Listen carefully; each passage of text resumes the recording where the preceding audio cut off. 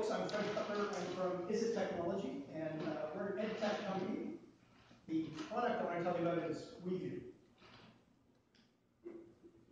What we do is we cut the cost of skills instruction, and we get better learning results by combining smartphones, every student now has a smartphone, and cloud computing.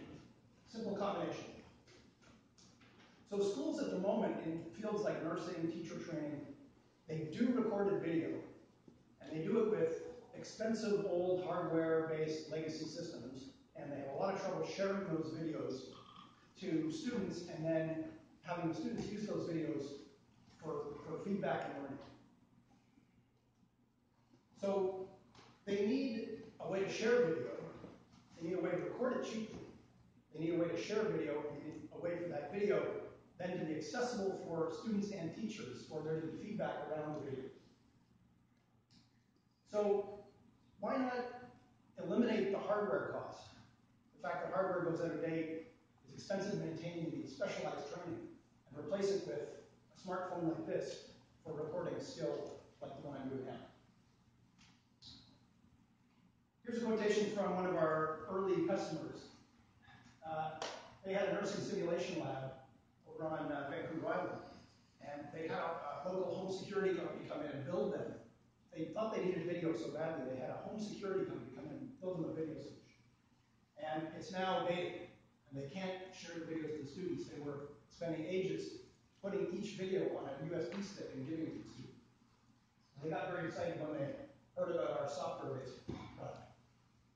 So what's the market? Well, if you look at skills learning in general in higher education, post-secondary, in high-income and middle-high-income countries, it's about 75 million students at a time. And those are usually grouped into schools, nursing schools, landscape architecture schools, teacher training, music, performing arts and music. And we think we can get $10 per student per year, so the total addressable market there is about 750 million in higher education alone, and I haven't told you about corporate yet. So corporate is down the road for us. So what's the magic? Well, I've already hinted at it. We have a private zone in the software, a site essentially, for each class, for each learning situation. Students self-record and upload from their phones, and teachers can give feedback along the timeline of the video. And the student has that forever and can try again and upload again. If you look at it more generally, our product is Google Docs for video. Flexible sharing plus in-line content. We will do all the standard digital marketing that our friend over here mentioned. We're going to target very specifically health professions, simulation coordinators and program directors, performing arts schools. Our music school here has proven that our software is useful for them. We use a bunch of freemium models to promote the service, and we aim to land and expand in university campuses and in corporate. Our founding team is entirely coming out of UBC, so we know the market extremely well. We're looking to build the team a little further. Thanks.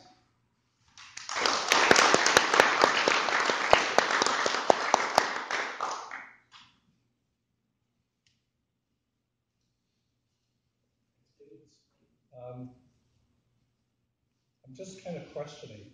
You started off by saying that there's a problem with current video capture technology. And I want to ask if that's the problem you're really trying to solve. Because I was thinking that what you may want to start with would be something like the challenge in education, the escalating costs, the number of students enrolled, the remote education area, the challenges there. And to talk about that as really the real problem, and is currently being addressed by these antiquated technology, which you are talking about. And so, to me, your technology is kind of video education 2.0 or 3.0, whatever the heck it is. So, to me, the problem you're trying to solve is the same problem they were trying to solve, but you're saying we can do it that much better as a possible starting point, as opposed to presuming that the problem you're trying to solve is to displace the current technology, which disconnects the audience from the root problem that everybody's trying to solve. Is that? Okay, yeah, just to answer, we struggle with starting a pitch general about trends in education. I have done that before. As opposed to one that identifies a market where the costs are more clearly identifiable, much smaller wedge niche of the market. So, quick comments. I haven't seen your presentation for a while, and I like it. I think it's kind of really kind of focused. Briefly, I thought it was very interesting that you focused around education, and then you said, and by the way, corporate's coming. And we can talk offline about it. It's kind of like corporate kind of ability and willingness to pay and speed of cycle. I consider kind of going there first, and I consider also talking about whether there's a partnership channel with someone like that. I think your kind of Google Docs for video is a really nice analogy.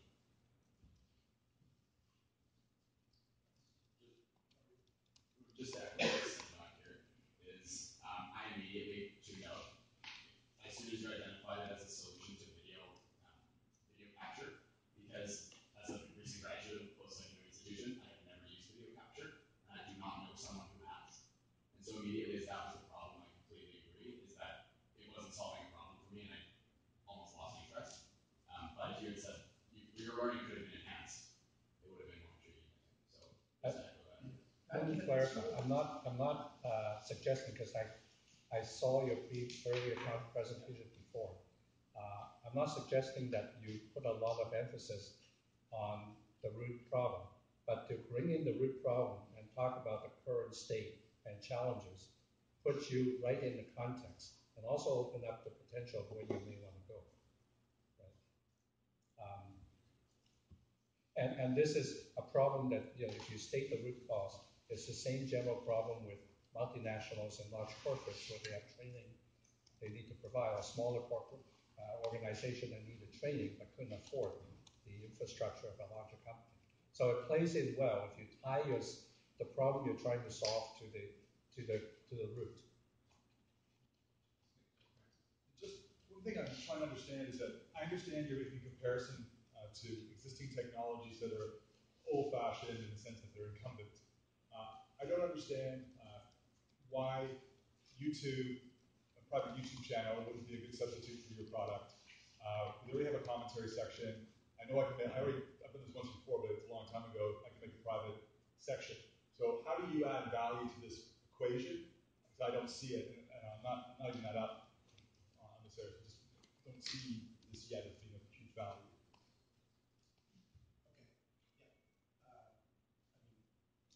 I have actually.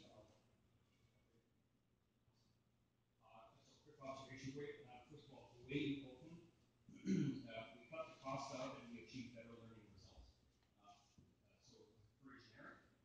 If you were able to open with, regardless of whether it's corporate or whether it's a learning environment, we cut the cost by 35%.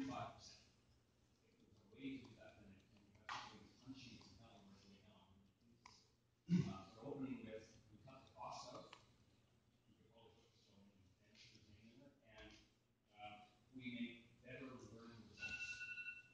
A difficult thing to measure the best of. You use a quote. The quote says a bunch of things, good, and then it says music. It's music to our ears. But as you were talking, I was reading the quote, and I was trying to understand why it mattered in the context of the story. So if it's music to their ears, why was it? And that's what you can speak to. So here's the quote. The part that matters is music to their ears, and here's what you told me in the conversation. Music to their ears because of this, which will then tie back to what the original problem was. That is really, really compelling. Just a quick add-on to that. I looked at that same quotation, and I was expecting you to say, and they were going to invest $5 million, or they had invested $5 million or $3 million, whatever, for this antiquated system, and we can do it in a SaaS model for $100 a month, whatever. So really use that opportunity to drive home the delta between before and after. We need to do more discovery. Well, yeah, you don't have that, so yeah. But that's the opportunity. And education, those numbers are.